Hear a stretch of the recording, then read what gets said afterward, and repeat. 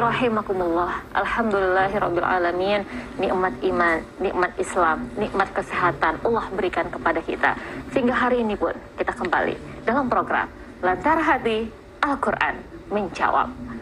Dan hadirin yang kami hormati, tentunya kalau kita membaca Al-Quran, sering juga kita disampaikan oleh guru-guru kita bahwa memang ada banyak kisah yang diceritakan dalam Al-Quran, dan kisah-kisah ini yang dapat kita ambil hikmahnya.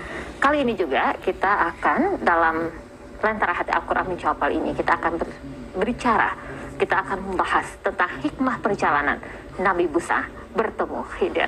Bersama Ustadz kita yang sudah hadir di studio, ada Ustadz Fauzan Thohir SSI. Assalamualaikum Ustadz. Waalaikumsalam. Sehat hari ini Ustadz ya? Alhamdulillah sehat. Alhamdulillahirabbil alamin. Ustadz, kali ini kita agak berbeda nih yang kita bahas. Kita berbicara tentang hikmah. Kisah perjalanan seorang Nabi mulia bertemu Khidir. Kenapa Ustadz ingin mengangkat tema ini? Gini Mbak, ada satu ayat Quran yang kebiasaan kita disunahkan dalam satu riwayat hadis, ya kan? Surat Al-Kahfi. Surat Al-Kahfi itu dianjurkan setiap hari Jumat kita baca surat Al-Kahfi. Kalau malam Jumat kita baca Yasin. Jadi timbullah saya bertanya, kenapa ya? Ada apa surat Al-Kahfi itu? Kenapa kita disuruh membaca surat Al-Kahfi? Bukan sekedar mencari satu huruf harfun minal asal amal, atau mencari satu huruf 10 pahala gitu kan, seperti itu. Bukan satu huruf itu 10 pahala aja, tapi ada maksud apa? Sampai hadis mengatakan surat Al-Kahfi itu ada rahasia yang luar biasa. Bahkan salah satunya untuk ketemu Tuhan pun di Al-Kahfi diceritakan di ayat 1810 itu, seperti itu. Berarti ada sesuatu yang harus kita gali dengan Al-Kahfi. Bahkan hadis mengatakan kamu dianjurkan untuk membaca surah Al-Kahfi setiap hari Jumat. Inilah yang kita harus gali. Bahkan Rasulullah SAW juga, Nabi Muhammad, untuk menceritakan kepada umatnya tentang cerita Musa itu. Ya, kita akan coba menggali hikmahnya dalam durasi 1 jam ini Ustadz ya. Jadi kita harus konsentrasi pemirsa. Boleh kita ajak pemirsa ya Ustadz ya untuk mengajak, mencatat, karena dalam program Al-Quran Menjawab ini biasanya Ustadz langsung nih menyampaikan ayat-ayatnya yang dapat langsung kita pelajari. Jadi tidak ada salahnya begitu para pemirsa untuk menyiapkan alat catatnya. Dan tentunya dalam program Al-Quran Hati Lentera Menjawab kali ini juga hadir bersama kita Qoriah kita Bunda Masyitah Lubis. Assalamualaikum Bunda. Waalaikumsalam warahmatullahi wabarakatuh. Bunda sehat ya Bunda ya? Alhamdulillah. Alhamdulillah sehat. Dan operator kita, sari tilawah kita, ada Ustadz Chandra Kirana. Assalamualaikum Ustadz Chandra. Waalaikumsalam. Nah, sehat ya Ustadz ya? Alhamdulillah sehat. Tanpa berlama-lama lagi Ustadz, tafadhol Ustadz dengan tema kita kali. Ya, Assalamualaikum warahmatullahi wabarakatuh. Langsung ke inti saja, ya, karena sudah dibuka selawatnya dan bersyukurnya.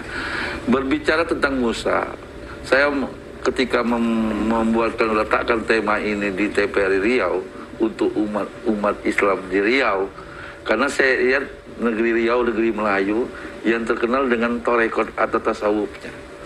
Jadi kalau belajar tasawuf, arti pengertian tasawuf, orang-orang Melayu itu lebih suka ke tasawuf. Nah, Musa salah satu nabi yang bisa bertemu dengan Tuhan, atau digelari disebut kalamullah. Jadi satu-satu nabi yang disebut gelarnya kalamullah itu Musa alaihissalam, ya kan? Karena Nabi Muhammad sendiri itu melalui antara itu Jibril. Bahkan di satu riwayat hadis mengatakan bahwa berbicara tentang Musa, bahkan di dalam hadis dianjurkan untuk membaca surah Al-Kahfi. Jadi yang kita bedah hari ini adalah surah Al-Kahfi. Saya gunakan metode campur, yaitu kalau dalam ilmu tafsir tahlili, saya campur dengan tafsir maudhu'i atau tematik. Nah, berbicara tentang Musa alaihissalam, bahkan Nabi Muhammad sendiri diperintahkan untuk menceritakan tentang cerita Musa ini. Ada apa dengan Musa? Nah, mari kita buka satu ayat, surat 51 ayat 19. Coba Bunda kita dibaca itu. 19 ayat 51. Surat 19 Maryam ayat 51. A'udzu billahi minasy syaithanir rajim. Bismillahirrahmanirrahim. Wa dzkur fil kitab Musa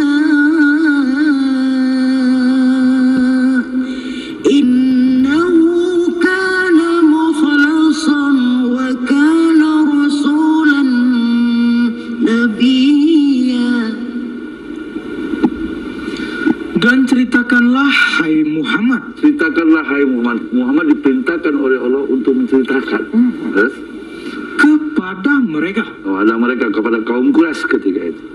kisah Musa di dalam Alkitab Al-Quran ini.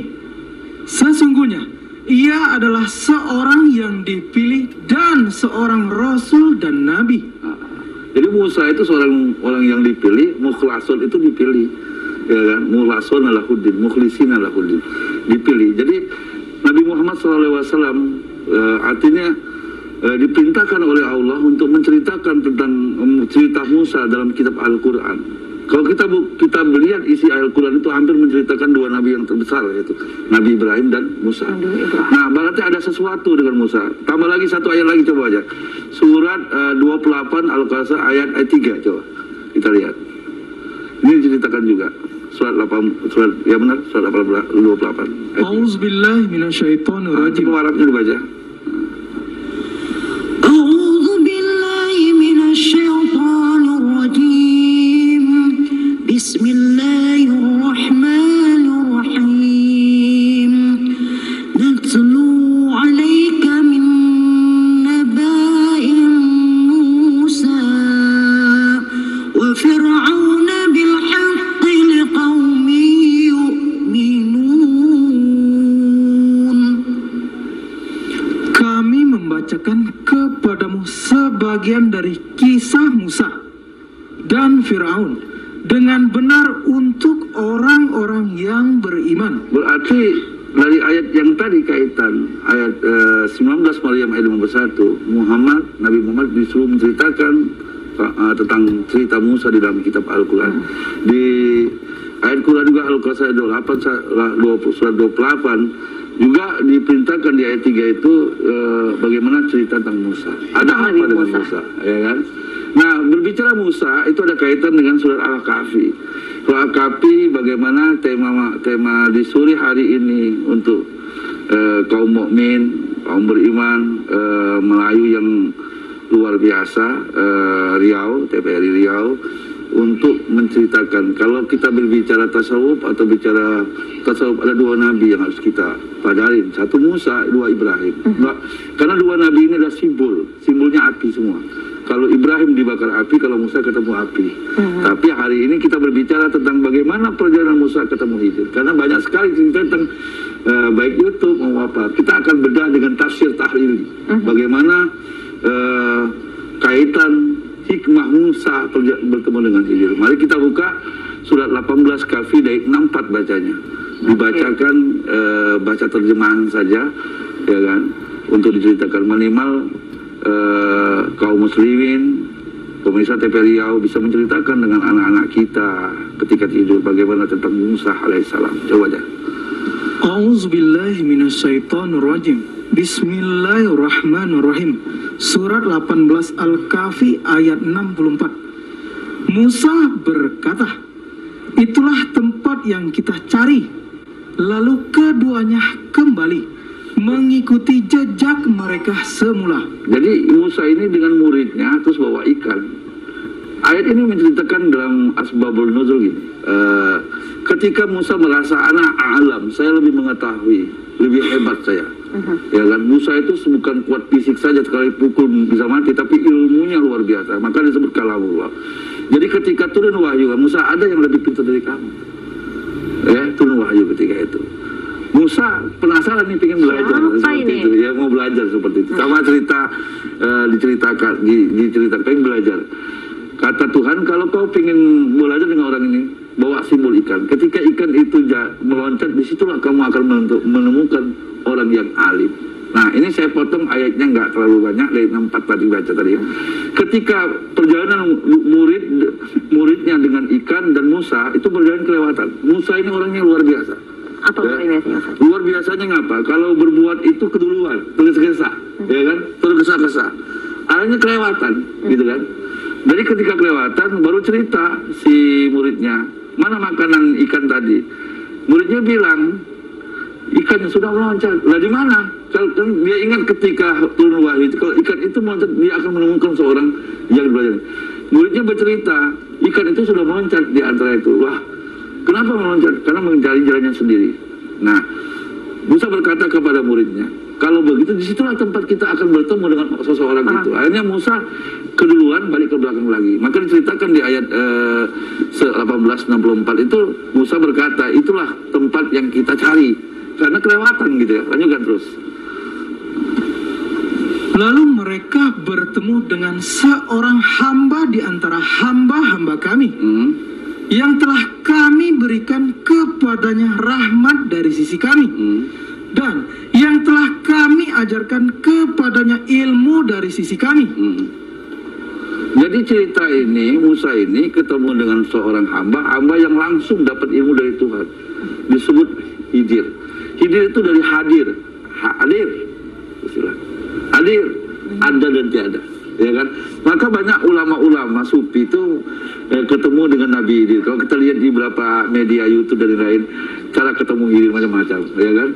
Bertemu di pinggir laut, karena ceritanya Musa ketemu Hidir di laut. Enggak seperti itu juga sih, seperti itu. Jadi artinya ketika Musa ada pembelajaran apa hikmah dari ini? Ketika Musa ketemu dengan Hidir tadi, seorang yang belajar ilmu langsung, kalau bahasa saya itu laduni, langsung dari Tuhan. Lanjutkan ceritanya. Musa berkata kepada Hidir. Nah, Musa berkata kepada Hidir, apa katanya?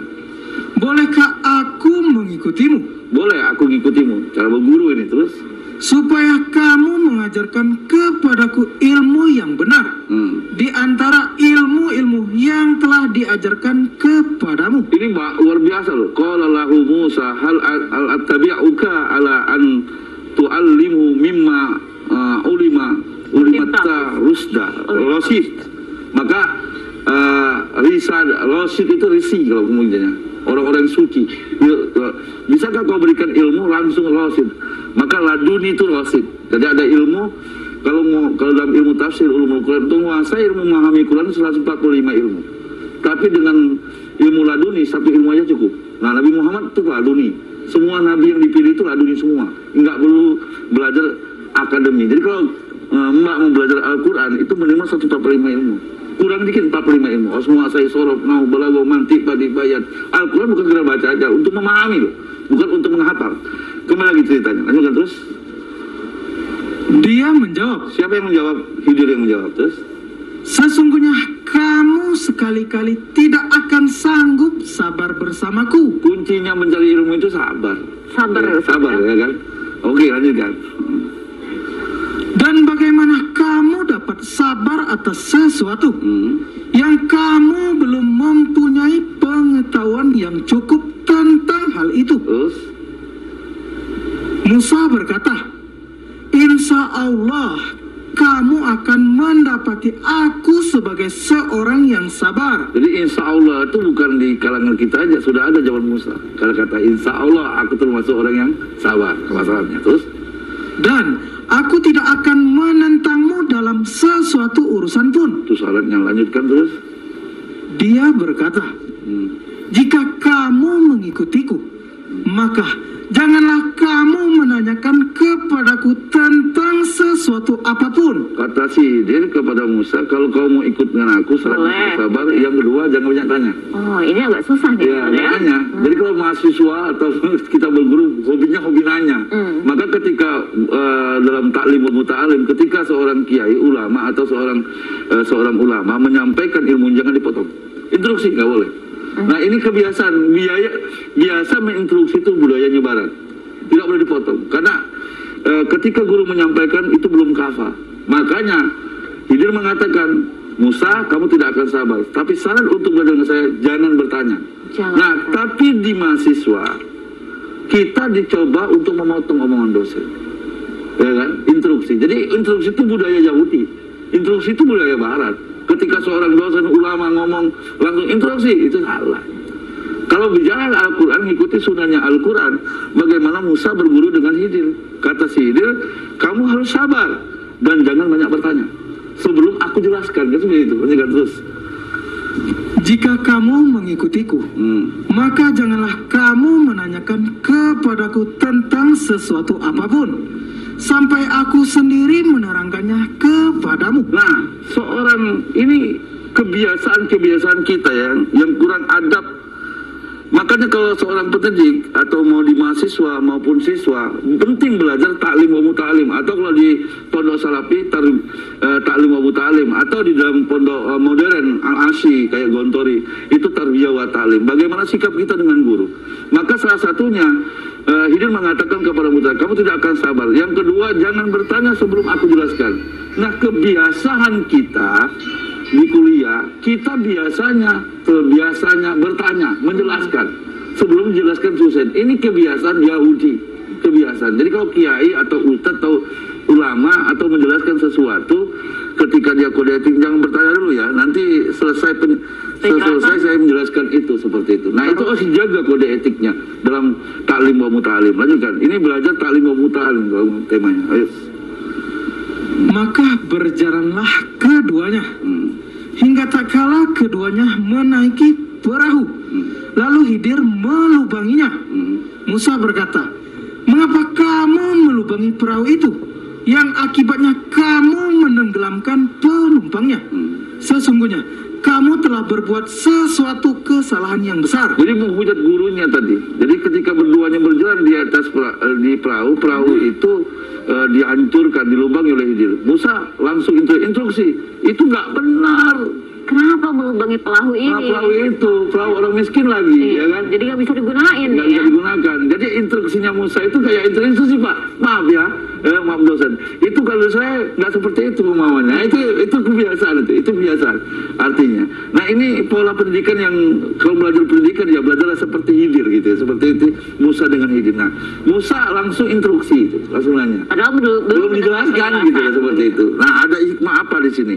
Artinya sesuatu yang kita lihat salah, jangan diomong salah. Jangan-jangan dari penglihatan kita belum tentu yang kita lihat salah itu ternyata benar. Kita biasa ketika menilai orang itu salah tuh. Ada perempuan pakai short mini di tengah malam, nggak lunti itu, ya kan? Nggak pernah perempuannya. Tapi kita nggak pernah tanya seperti itu. Jadi apa yang kita lihat bisa salah. Ini menguji. Nah, Musa terjadi seperti itu. Lanjutkan. Dia Khidir berkata, bukankah aku telah berkata, sesungguhnya kamu sekali-kali tidak akan sabar bersama dengan aku. Dia kan bilang, kau gak akan sabar Musa dengan saya. Karena kunci jangan nanya gitu kan. Kamu gak akan sanggup Musa dengan saya. Nah, ketemu model guru kayak gini, itu luar biasa. Ciri Khidir seperti ini. Jadi kalau mau cari ilmu Khidir ya, cirinya Khidir kalau ketemu orang gak keluar, nyeleneh lakunya jangan instruksi. Ini Khidir cirinya. Jadi bukan Khidir itu harus dari laut, bukan. Tapi ciri kalau ketemu Khidir, hari ini ketemu kita ulama atau ustadz atau siapapun, salah satunya kelakuannya nyeleneh. Ya, salah satunya tadi cerita tadi. Nah, kita mengikuti dia harus sabar. Jangan banyak nanya sebelum dijelaskan. Lanjutkan yang kedua, cerita kedua. Musa berkata, lebih parah lagi nih. Terus, janganlah kamu menghukum aku karena kelupaanku, dan janganlah kamu membebani aku dengan sesuatu kesulitan dalam urusanku. Terus, lanjutkan. Maka berjalanlah keduanya hingga tak kala keduanya berjumpa dengan seorang anak. Maka Khidir pun membunuhnya. Musa berkata, mengapa kamu bunuh jiwa yang bersih, bukan karena dia membunuh orang lain? Instruksi lagi kan Musa kepada ketika berjalan berduanya diberikan support satu pertama. Oke lah kata Khidir, aku tidak kenalnya lagi kata Musa. Oke, lanjut berjalan kedua. Ketika berjalan kedua ada anak kecil dibunuh oleh Khidir. Langsung instruksi, itu nggak benar. Karena Musa orangnya AA dan BB. Jadi ketika melihat kezaliman dia bunuh. Itu orangnya. Jadi kalau ada orang yang suka benar dan salah nggak cocok dengan dia karena perintah Allah seperti itu, dia bunuh gitu. Seperti itu. Makanya Musa pernah suatu ketika diceritakan dalam Al-Quran ada orang menzolimi orang ketika itu preman besar. Musa melihatnya ada preman ini menzolimi orang, dipukul oleh Musa sampai mati. Kenapa? Dia nggak suka melihat kezoliman. Nah, salah satu cerita Khidir yang kedua ini, ketika berjalan berdua ada anak kecil dan Khidir membunuhnya. Langsung instruksi, lebih marah lagi Musa. Kenapa kamu bunuh? Itu orang yang nggak mau membunuh orang dan tidak mau kezoliman. Ini kezoliman besar kata si Musa kepada Khidir. Apa jawaban Khidir lanjutnya? Musa berkata, mengapa kamu bunuh jiwa yang bersih? Bukan karena dia membunuh orang lain. Sesungguhnya kamu melakukan sesuatu yang mungkar. Ingkar. Jadi hari ini kita di Indonesia banyak sekali ketika lihat ingkar langsung kita gebuk-gebukin aja, kita bubarkan saja. Nggak ada. Yang kita lihat belum tentu benar. Lanjutkan terus. Khidir berkata, bukankah sudah kukatakan kepadamu bahwa sesungguhnya kamu tidak akan dapat sabar bersamaku? Kamu tidak akan sabar, kata Khidir. Masih nanya. Lanjutkan yang cerita yang ketiga. Musa berkata, jika aku bertanya kepadamu tentang sesuatu sesudah kali ini, maka janganlah kamu memperbolehkan aku menyertaimu. Kata Musa, mulai jengles lagi. Musa bilang, kalau aku bertanya lagi yang kedua kali, kalau karena engkau ya Khidir memberikan uzur kepada saya, silakan, saya tidak akan ikut lagi. Kata si Musa setelah dua kali interupsi ya kan? Nabi Khidir. Bertanya, melanggar Musa itu kan. Terus yang ketiga ceritanya. Sesungguhnya kamu sudah cukup memberikan uzur padaku. Jadi batas uzur itu, batas uzur atau diizinkan 2 kali. Dan ini dipakai. Ingat ya, ingat yang pertama. Ingat ya, ingat kedua. SP. Kalau ketiga diberhentiin gitu kan. Ini kan teori dari sini. Jadi kalau pemirsa TPL ada kita karyawan langsung dipecat itu salah, tidak Qur'ani dia. Harus jadi, ada pemberitahuan. Ada pemberian tahu peringatan 1, peringatan 2. Nah, tahu peringatan di 3 masih melanggar diberhentiin. Nah, inti torekoh seperti ini, sistem seperti ini digunakan di perusahaan-perusahaan. Tapi ada lah perusahaan-perusahaan tidak langsung instruksi 1 lalu berhenti gitu kan, seperti itu. Kayak misalnya peringatan, tidak peringatan langsung diberhentikan, itu melanggar. Jadi mau dia presiden, gubernur ataupun guru honor, ketika harus ada peringatan yang dilakukan oleh Khidir aja bijak kok. Masa manusia nggak bijak? Kalau mau ketemu Khidir salah satunya bijak, memberi instruksi 1, instruksi 2, ketika di instruksi ketiga, tinggalkan. Seperti itu. Ini ajaran Musa. Ini yang ketiga cerita. Maka keduanya berjalan hingga tak kala keduanya sampai kepada penduduk suatu negeri. Mereka minta dijamu kepada penduduk negeri itu. Oh, dia minta dijamu nih, Musa nih orangnya mau dijamu, ya kan, di suatu negeri itu. Lanjutkan terus. Tetapi penduduk negeri itu tidak mau menjamu mereka. Karena masuk desa itu pelit semua, kikir semua, nggak ada yang bantu itu. Ya, hidupnya masing-masing terus. Kemudian keduanya mendapatkan dalam negeri itu dinding rumah yang hampir roboh. Dinding yang roboh terus. Maka Khidir menegakkan dinding itu. Musa berkata, nanya yang ketiga lagi nih. Itu yang ketiga, apa nanyanya?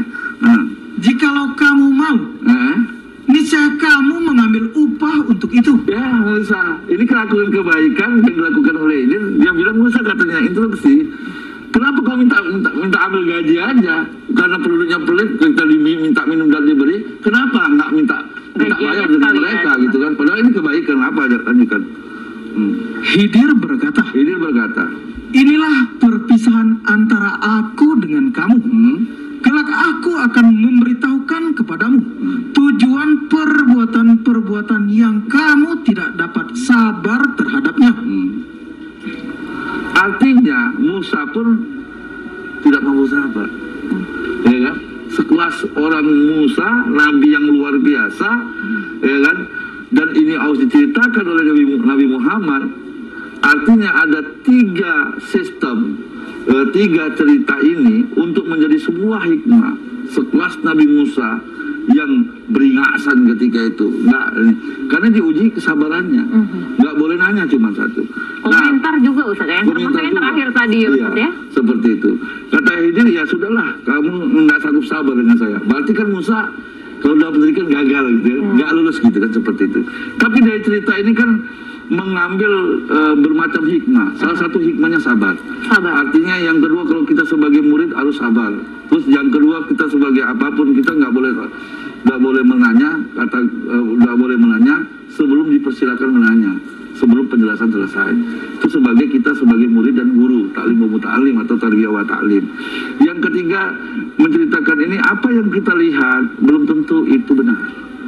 Apa yang kita anggap baik itu juga belum tentu kita anggap yang kita lihat satu yang salah itu belum tentu salah, tapi bisa benar.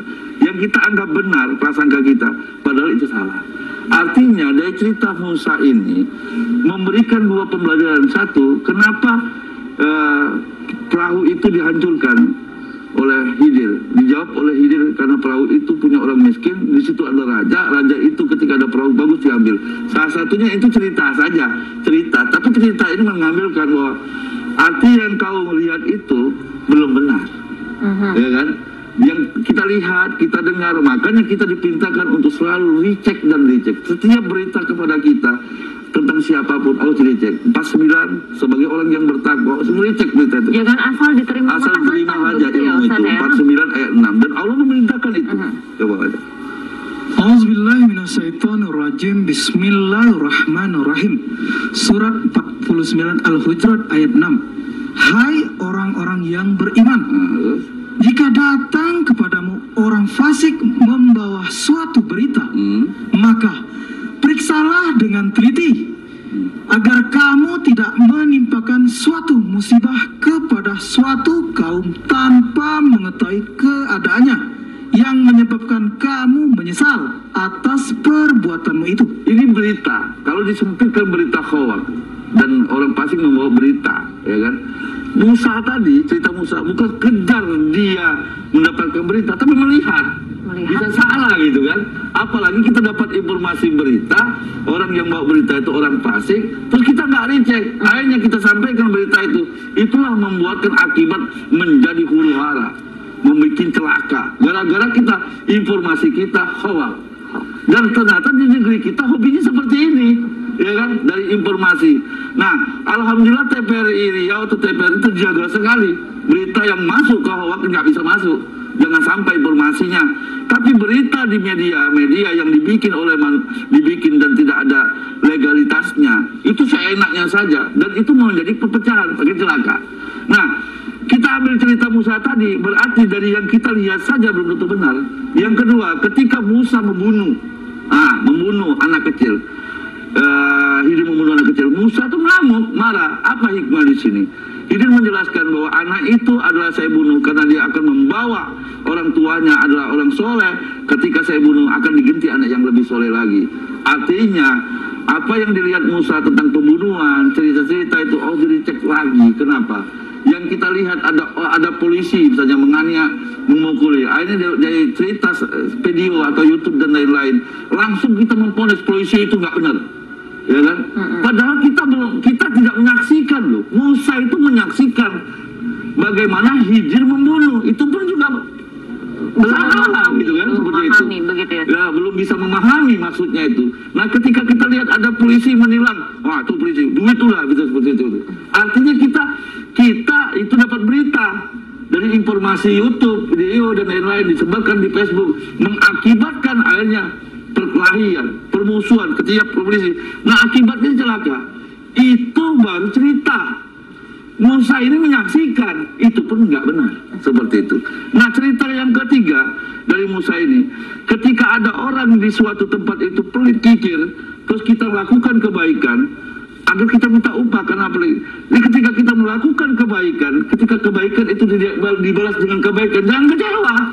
Karena tugas kita melakukan kebaikan, ya kan? Jadi kalau kita memberikan sedekah, berbuat baik, minta balasan kebaikan itu sendiri, berarti seperti pernyataan Musa minta upah tadi, berarti kita tidak murni. Makanya ketika kita melakukan kebaikan, jangan melakukan itu untuk balasan yang baik. 76 ayat 9. Walaupun tadi pada kenyataannya penduduk di desa tersebut emang pada tidak mau berbagi. Nah, si Khidir melakukan kebajikan, ulang tembok tadi, dan Musa minta balasan dari itu, minta gaji dari situ, seperti itu. Khidir menjawab, di situ ada anak yatim, harta anak yatim yang harus saya jaga. Hakikatnya seperti itu. Tapi ketika melakukan sebuah kebaikan, tidak harus dibalas kebaikan. Yang pasti ketika melakukan kebaikan, pasti untuk dirimu sendiri. Makanya setiap kita melakukan kebaikan, jangan minta balas, mengharapkan kebaikan dari manusia, tapi kita mengharapkan keridhaan Allah. 76 ayat 9. Ini pembelajaran. Begitu. Auzubillahiminasyaitonirrajim. Bismillahirrahmanirrahim. Surat 76 Al-Insan ayat 9. Coba baca Arabnya. Baca Arabnya, mudah. أعوذ بالله من الشيطان الرجيم بسم الله الرحمن الرحيم إنما نطعمكم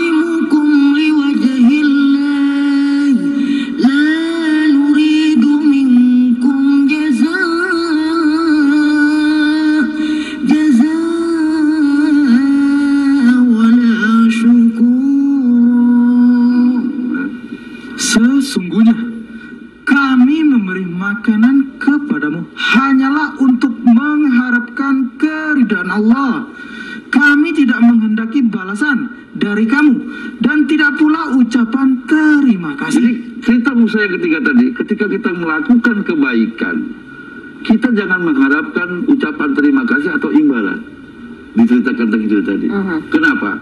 Karena yang kita harapkan adalah keridhaan Allah. Keridhaan Allah. Ya kan? Setiap kita sembahyang kan sering kita ingatin, inna sholati wa nusuki wa mahyaya wa mamati lillahi rabbil alamin. Kita mengharapkan ridho Allah saja, lillahi ta'ala. Nah, banyak sekali kita melakukan kebaikan untuk mengharapkan balasan dari manusia.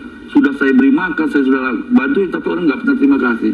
Nah, itu pernah dilakukan Musa. Kenapa kau minta upah? Dari cerita 3 Musa tadi, artinya apa yang kita lihat, apa yang kita dengar belum tentu benar. Artinya apa yang kita lihat Musa tadi melihat satu kebaikan, bisa juga salah dia. Oh, itu kebaikan tuh, kenapa kau minta upah? Ternyata dari kebaikan itu Musa pun nggak tahu sebenarnya hakikat dari makna kebenaran itu sendiri. Nah, kenapa dari pembelajaran cerita hikmah Musa ini salah satunya ilmu yang paling tinggi itu adalah sabar. Sabar. Makanya sabar itu adalah suatu ibadah yang utama. 42-43, ya kan? Maka cerita Musa pun gagal dalam pendidikannya karena tidak sabar. Maka kalau kita sebagai pemirsa TPR ini, Riau ini mahasiswa harus belajar sabar. Sabar ya. dulu Ustaz ya. Sabar dulu. Dalam Karena kunci kesuksesan dimulai dari sabar. Mas sabar Zafiro ya Ustaz ya. Akan beruntung nanti ya. Oke, silahkan. Wajah. أعوذ بالله من الشيطان الرجيم بسم الله الرحمن الرحيم ولمن صبر وغفر إن ذلك لمن عزم الأمور. Tetapi orang yang bersabar dan memaafkan, sesungguhnya perbuatan yang demikian itu termasuk hal-hal yang diutamakan. Jadi sabar itu sebuah ibadah utama, dan sabar adalah pintu pertama untuk menjadi sebuah kemenangan atau kesuksesan. Jadi kalau orang belajar, berpendidikan, usaha, bisnis melalui proses, dia harus punya energi sabar. Jangan sampai seperti cerita Musa, ya kan? Artinya kunci untuk sebuah kesuksesan, mau dia jadi sukses dalam hidup ini, di dunia dan akhirat, kuncinya sabar. 23 Al-Mu'minun 111. Jadi hari ini orang sukses hari ini Harus sabar. karena sabar dia. Kalau kan pernah juga nih Ustaz mendengar dari guru-guru juga katanya kalau misalnya kita ada kesusahan nih, wasta'inu bisabri wassalah. Begitu ya Ustaz ya. Maka setiap hari kan kita baca iyyaka na'budu wa iyyaka nasta'in. Ya Allah, tunjukkan aku jahat. Ya, kepadanya saya menyembah dan saya minta pertolongan. Apa pertolongan kita? Sabar. Ista'inu Bisabri wassalah. Karena kenapa? Sabar itu adalah kunci sebuah kesuksesan. Coba deh.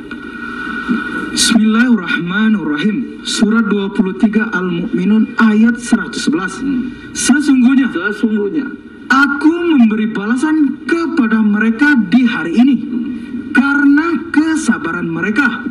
Sesungguhnya mereka itulah orang-orang yang menang. Jadi orang yang menang, orang yang sukses hari ini karena melalui proses kesabaran. Nah, orang yang sabar harus diuji oleh Allah. Karena pintu untuk bisa manusia sabar itu harus diuji coba. Maka sering kita baca surat 2 Al-Baqarah 155 itu. Ya kan? Coba aja terjemahannya.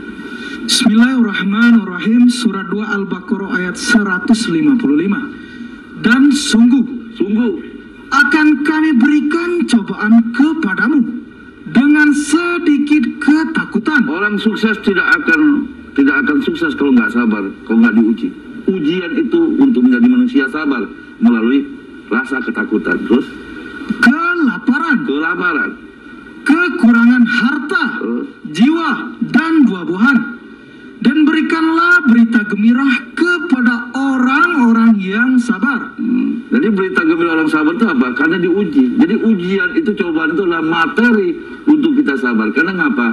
Bilang Mbak tadi kan sabar itu bersama Allah. Minta tolonglah sabar. Nah, Musa salah satunya nabi yang memang dibuat oleh Allah, yang luar biasa cerdasnya, punya kekuasaan, tapi dia tidak sabar. Tapi kalau kita belajar sabar, ya belajar seperti cerita Nabi Ayub, cerita Nabi Yakub. Bagaimana Yakub dengan sampai buta matanya nangisi Nabi Yusuf, tapi akhirnya dengan doanya Nabi Yakub, Yusuf menjadi seorang menteri. Bagaimana cerita tentang Nabi Ayub ketika dia seorang yang berduit, diambil, diuji, bahkan sampai badannya borok gitu ya, sampai dia sabar sekali. Akhirnya menghasilkan semua dikembalikan 2 kali lipat. Hartanya kembali 2 lipat karena kesabaran. Jadi artinya dari cerita Musa Hikmah Al-Kahfi tadi, kenapa sampai hadis mengatakan Datul Ayat setiap hari Jumat bacalah surah Al-Kahfi. Bukan sekedar baca Arabnya, baca terjemahan. Ada cerita-cerita yang kita ambil pelajaran dari surah Al-Kahfi. Salah satunya di surat 18 Kahfi dari 62 itu sampai seterus kita baca, ada cerita-cerita tentang pembelajaran bagaimana kita belajar tentang Musa. Bahkan Nabi Muhammad SAW di dalam Al-Quran diceritakan di surat 19 Maryam ayat 51, Muhammad ceritakan tentang Musa, ya kan, dan di dalam kitabnya Al-Quran. Artinya kenapa hari ini kita tidak belajar tentang cerita Musa? Nah, kalau orang bicara tentang bagaimana cara ketemu Khidir di dalam YouTube dan media, saya harus dicek dengan Quran dulu. Enggak semua. Artinya kalau orang bicara tentang bertemu Khidir, minimal dia harus buka tentang Al-Quran surah Al-Kahfi tentang cerita Musa dengan Khidir. Harus punya ada pembenaran. Kalau kita hobinya menyalahkan orang dari kelihatan mata dan pendengaran, itu nggak bisa ketemu Khidir. Yang kedua, orang yang bisa ketemu Khidir salah satunya passwordnya adalah sabar. Sabar. Baru bisa ketemu. Kalau nggak sabar nggak bisa. Kenapa? Karena sabar itulah orang yang selalu bersama Allah. Surat 2 153. Maka Allah beserta orang yang maha sabirin. Coba aja. Allah maha sabirin. Ini luar biasa pensabaran. Bismillahirrahmanirrahim. Surat 2 Al-Baqarah ayat 153. Hai orang-orang yang beriman. Orang beriman, jadikanlah sabar dan sholat sebagai penolongmu. Sesungguhnya Innallah, sesungguhnya Allah berserta orang-orang yang sabar. Jadi Allah itu berserta. Kalau berserta Allah, berarti orang ini al-sabir, orang yang sabar, maka bersama Allah. Nah, orang yang bersama Allah itu orang menang. Contoh gini. Kayak mana tuh? Ada pemain bola kaki tim nasional, ya kan, bertanding dengan Malaysia, tim nasional. Ketika bertanding antara tim nasional Indonesia lawan Malaysia, ternyata Indonesia kalah. Apa jawab berarti? Sabar ya? Salah itu. Karena sabar itu orang menang. Ya kan? Nah, pemahaman orang sabar itu kalah. Bukan. Jadi seorang pelatih ketika main bola kaki tim nasional Indonesia melawan Malaysia, ternyata menanglah Malaysia 2-0. Pelatih sambil bilang, sabar ya nak, sabar. Pelatih nggak paham makna sabar sendiri. Karena sabar maknanya orang bersama Allah. Masa orang bersama Allah kalah? Kata Allah sabar itu adalah kunci kemenangan. Kalau masa orang sabar itu kalah 2-0? Makna pelatih pun ketika mengatakan kalimat sabar wahai murid pemain bola kaki, itu pun nggak paham makna sabar sendiri. Ya, kalau punya masalah dalam hidup, sabar ya, Allah beserta orang sabar. Bukan seperti itu. Jadi sabar itu masih bahasa Arab. Mahuwa sabur. Ini tak jelasin. Sabar itu bersama Allah. Sabar tadi mengatakan kunci kesuksesan sabar. Nah, berarti orang sabar itu orang menang, sabar itu orang sukses, bukan orang kalah. Artinya yang harus kita benar apa di dalam kunci dari mana sabar, kerangkanya. Sabar masih bahasa Arab. Ada orang sabar ya, itu sudah selesai. Benar nasihatnya seperti itu. Tapi harus dibedah sabar itu apa? Nih sabar dalam isinya. Surat 9 At-Taubah ayat 20. Karena orang sabar adalah orang menang, sabar itu beserta Allah, mahuwa sabar. Di dalam sabar itu ada kerangka. Kerangkanya apa? Di 9 At-Taubah ayat 20. Surat At-Taubah ayat 20. Nah, Bismillahirrahmanirrahim. Surat 9 At-Taubah ayat 20. Orang-orang yang beriman dan berhijrah serta berjihad di jalan Allah dengan harta, benda, dan diri mereka adalah lebih tinggi derajatnya di sisi Allah, dan itulah orang-orang yang mendapat kemenangan. Orang kemenangan berarti orang yang kemenangan derajatnya tinggi, harus ada keimanan, harus hijrah, harus ada jihad. Oke? Tadi Allah mengatakan kunci kemenangan adalah sabar. Ulang lagi, 920 tawar ke ayat 23 111. Surat 23 Al-Mu'minun 23 Al-Mu'minun 111. penting. Jadi kok ketika pelatih mengatakan timnas kalah, sabar, nggak paham dia. Ya, kita ucapannya benar sabar, tapi sabar itu ada apa di situ? Di dalam poin-poin itu. Itu masih bahasa Arab, coba. Bismillahirrahmanirrahim. Surat Al-Mu'minun ayat 111. Sesungguhnya aku memberi balasan kepada mereka di hari ini karena kesabaran mereka. Sesungguhnya mereka itulah orang-orang yang menang. Allah mengatakan orang sabar itu orang menang. Orang menang. Jadi kalau kapan waktu sabar itu selesai? Menang, sukses. Jadi kalau ada orang usaha atau belajar belum sukses, belum sabar. Jadi orang sabar itu orang sukses. Maka sabar tidak berbicara waktu. Sabar itu punya batas, Ustaz. Nggak ada. Sabar itu akan ada batasnya kalau sukses. Karena ciri orang sabar orang menang. Ciri orang sabar orang yang bersama Allah.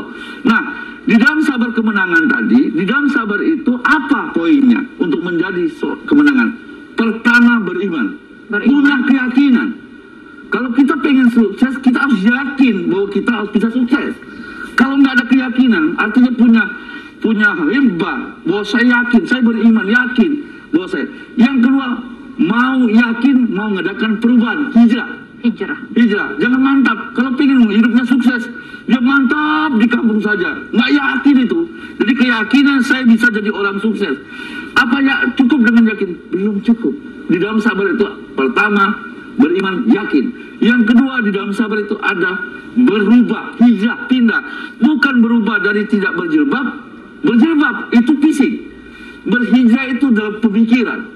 Kita mau merubah, mereformasi dari pemikiran jiwa. Kalau Indonesia pengen berubah, anak-anak mau berubah, ada perubahan. Kita yakin nggak anak Indonesia ini akan menjadi manusia yang luar biasa? Harus punya keyakinan, harus punya keimanan, karena Allah beriman. Yang kedua, punya keyakinan perubahan, hijrah. Apa cukup dengan hijrah? Nggak cukup. Harus ada jahadah mujahid, sungguh-sungguh, harta dan jiwa. Itulah kata Allah orang yang tinggi derajatnya, dan itu orang menang. Maka di dalam sabar itu ada keyakinan. Di dalam sabar itu ada perubahan. Hijrah. Yang ketiga, ya hijrah. Yang ketiga di dalam sabar itu adalah mujahadah, sungguh-sungguh. Bohong kalau orang katakan sabar, dia kalah.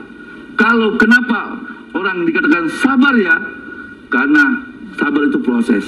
Jadi artinya kalau kita berbicara sabar ketika mengucapkan dengan orang itu atau mengatakan tadi timnas tadi seorang pelatih mengatakan sabar kita kalah nggak apa-apa, si pelatih nggak paham, ya kan? Ada seorang kiai atau seorang ustadz sabar ya nggak paham juga. Jadi sabar itu harus berbeda karena bahasa Arab sobrun. Maka sabar itu orang menang, sabar itu bersama Allah. Di dalam sabar itu ada keyakinan. Makanya Allah bersama. Ketika Nabi Muhammad di gua Tur di gurung, apa kata Abu Bakar sudah ketakutan. Apa kata la takhaf wa la tahzan innallaha ma'ana. Wahai Abu Bakar, jangan takut, jangan gentar. Allah bersama kita. Bersama orang yang sabar. Di dalam sabar itu ada keyakinan bahwa kita keluar dari gua. Yang kedua, kita sabar adalah bentuk hijrah. Makanya Nabi Muhammad ketika dia hijrah dari Mekah ke Madinah, itulah bentuknya sabarnya Muhammad. Bagaimana bertahun 10 tahun di Mekah, dia dihina, dicincang, dihina, dibuang kotoran, dia tidak balas sama sekali. Tapi ketika perintah Allah, ya Muhammad, kalau kau ingin merubah Mekah ketika itu, kau harus hijrah. Maka ketika dia Isra Mi'raj dapat informasi Muhammad melakukan hijrah dari Mekah setelah bertemu dengan Tuhan, yaitu waktu Isra Mi'raj. Maka Muhammad ketika itu hijrah. Nah, Muhammad hijrah diberikan oleh informasi kepada Allah kepada dia kunci untuk hijrah salat dan sabar. Oke? Salat dan sabar. Maka Muhammad mengadakan perhijrahan pertama kali. Pertama Nabi Muhammad meyakini bahwa ketika dia pindah ke Yasrib ke Madinah, dia yakin menjadi peradaban yang dicontohkan untuk orang Mekah. Yang kedua, Muhammad berani perubahan hijrah. Mengada perubahan. Dia tunjukkan perubahan di Madinah. Yang ketiga, di situ para sahabat meninggalkan hartanya, meninggalkan meninggalkan semua ladangnya, meninggalkan usahanya demi perjuangan umat Islam yang hari ini kita nikmatin, yang dibangga-banggakan. Kota Madinah disebut akhirnya dalam perjuangan Nabi selama 13 tahun di Madinah, maka disebut Madinatul Munawwarah, kota yang bercahaya, yang hari ini dikunjungi seluruh umat Islam di dunia. Kenapa? Karena Muhammad dengan kesabarannya, dengan di dalam sabar itu ada keyakinan, ada hijrahnya, ada mujahadahnya dengan harta dan jiwa, dan itu diikuti oleh para sahabat. Akhirnya sekarang Madinah disebut kota Munawwarah. Maka ketika sampai ke Mekah berita itu orang yang kita hina Nabi Muhammad, kita caci Nabi Muhammad, kita lempar Nabi Muhammad. Ternyata kota yang dibangun oleh peradaban Muhammad, kota yang bercahaya. Maka orang Mekah mau menerima. Maka timbul iza jaa nasrullah wal fath. Berbondong-bondonglah mereka para dari Madinah untuk ke Mekah ketika itu. Maka timbul ayat iza jaa nasrullah wal fath. Inilah hari kemenangan. Muhammad itu merindukan kota Mekahnya, itu luar biasa karena tempat lahirnya. Benar, Ustaz. Karena ada perjuangan. Jadi artinya berbicara sabar, di dalam kerangka sabar itu ada iman, ada hijrah, dan ada jihad. Jadi kesungguhan. Jadi inilah definisi kita mendefinisikan dari sabar. Ada keimanan, iman, percaya. Kemudian ada perubahan, hijrah, dan juga ada kesungguhan, mujahadah. Tiganya menjadi serangkaian begitu, Ustaz ya? Itulah yang Musa gagal. Oke. Dan kalau kita melihat juga ini Ustaz terkait dengan sabar, surat Al-Asr ayat 3. Watawassaw bis-sabri, watawassaw bis-sabri. Bagaimana kita sekarang menasehati dalam kesabaran itu seperti apa? Coba buka surat Wal-Asr, surat berapa ya? 97 ya? Wal asri, bukan ya? Coba buka surat Al-Asr. Wal asri, demi masa manusia itu dalam kerugian. 100-an Ustaz. 103 ya? Ya. Coba. Ayat 1. Ya, baca. Bismillahirrahmanirrahim. Surat 103 ayat 1. Demi masa. Wal asri, demi masa. Allah ngomong ini terus. Sumpah demi masa. Sesungguhnya manusia itu benar-benar dalam kerugian. Innal insana fil khus. Artinya manusia itu demi masa dalam kerugian. Apapun. Kecuali, aja kan. Kecuali orang-orang yang beriman. Aman tadi kan? Kembali lagi Ustaz ya. Aman udah terus. Dan mengerjakan amal yang soleh. Amal soleh. Terus. Dan nasihat menasehati supaya mentaati kebenaran. Terus. Dan nasihat menasehati supaya menetapi kesabaran. Artinya kunci sukses untuk menembus masa, waktu, ruang di dalam Quran wal lail wal fajar. Artinya ketika berbicara waktu, bicara malam, bicara duha, kuncinya semua masuk wal asri, demi masa. Kecuali orang-orang yang selalu menasihati tentang kebenaran, yang kedua menasihati dalam bentuk yang sabar. Makanya ketika bicara menasihati sabar, yang saya bilang tadi, sabar itu apa? Maka sabar itu ada namanya keyakinan, ada namanya mau hijrah, yang kedua ada mujahadah. Nah, ketika dilakukan itu menang. Maka hari ini ketika nasihati kesabar dia sabar gitu aja, kita nggak bisa memikir antara sabar dengan putus asa itu tipis. Dia miskin sepanjangan, sabar itu putus asa, asun namanya. Jadi antara sabar dengan putus asa, pemahaman kita agak tipis. Orang sudah melarat, susah hidupnya, dia bilang sabar ya. Contoh gini, ada seorang pengusaha bangkrut, datang ke kiai, sabar ya, kamu harus sabar karena Allah beserta sabar. Pulang dia, kuncinya sabar. Udah 2 bulan kemudian datang kepada kiai, Pak Kiai, ternyata tidak ada perubahan nih. Apa jawaban Pak Kiai? Sabar ya, katakan Pak Kiai, karena Allah beserta orang tua. Oh, Tuhan mau menguji. Pulang lagi, kuncinya sabar. Ketiga kali nggak datang lagi dia. Di tengah perjalanan ketemu dengan orang pulang dari Gunung Kawi. Gunung Kawi, orang yang ketemu dengan temannya. Kenapa kamu bangkrut? Wah, ada tempat sukses biar usahamu maju. Ke Gunung Kawi aja, ya kan? Oh gitu ya. Hanya perkataan Kiai tadi kan cuma sabar 2 kali. Pergilah nih orang mantan bangkrut pergi ke Gunung Kawi, ya kan? Betapa di sana, menuhi syarat sana gitu kan, seperti itu. Ternyata apa yang diyakini, dia punya keyakinan bahwa Gunung Kawi itu akan sukses, ada aplikasi yang dipraktekannya, ternyata benar-benar sukses. Akhirnya orang ini mengatakan, dengan Pak Ustadz cuma bisa sabar saja. Berarti butuh keyakinan. Akhirnya keyakinan ke Gunung Kawi membuat sukses. Iya kan? sukses, dia mau berubah kok, hijrah. Ada perbuatan hijrah ke Gunung Kawi, dia perubahan dari kalimat sabar, dia pergi ke sana. Terus yang kedua, dia korbankan hartanya dengan duit dan lain-lain ke Gunung Kawi. Mbak tahu nggak Gunung Kawi di mana? Nggak tahu. Di Malang. Dari Jawa. Di Malang itu, naik lantai itu. Nah Ustaz, tapi mungkin kesalahan dari kita Ustaz yang menerima konsep sabar tuh harus diam saja. Mungkin setelah ini konsep kita jadi berubah Nah nih. itu, Ketika orang dengan bilang adanya sabar, programnya TVRI hari malam hati sore hari ini, ya kan? Berarti TVRI membuka makna sabar itu ada keyakinan beriman tadi, yang kedua mau berubah, yang ketiga mujahadah, artinya punya kesungguhan. Maka terima kasih dengan TVRI hari ini membuka cakrawala kepada masyarakat muslim bahwa sabar itu bukan seperti sabar saja. Sabar diam saja, ya kan? begitu, Berarti ada kesungguhan. Berarti ketika seorang kiai mengatakan, coba kamu berubah dalam hidup ini, kamu yakin nggak bisa berubah? Nah, diberikan syarat-syarat tertentu, artinya mujahadah, coba sebagian mungkin hartamu itu riba, diambil sedikit, coba berikan untuk Allah sedikit, itu bisa berubah. Seperti itu. Jadi kita harus kembali mendefinisikan apa itu sabar Ustaz ya, supaya kita benar-benar nih menjadi orang yang menang. Iya, menang. Nggak mungkin Allah berserta orang yang kalah gitu. Karena orang sabar itu orang yang menang. Orang menang itu kan maaf, Allah bersama orang yang sabar. Berarti sabar itu adalah bersama Allah, dan Allah itu bersama orang yang menang. Al-Faiz gitu kan.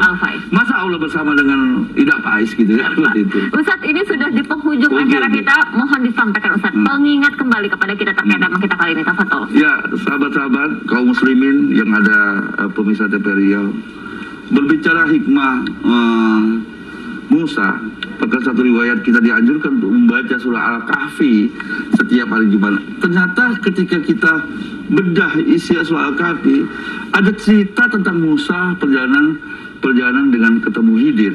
Bahkan Nabi Muhammad pun diceritakan kepada umat Islam, umatnya sendiri tentang cerita Musa. Di cerita Musa Al-Kahfi ini, surah Al-Kahfi ini yang dianjurkan dalam hadis tadi, ada sebuah cerita. Apa yang kita lihat, apa yang kita dengar, harus dicek dulu. Sebagaimana dijelaskan surah Al-Hujurat ayat 96. Tidak semua yang kita lihat itu benar. Tidak semua yang kita lihat itu salah. Tidak semua yang kita dengar itu benar.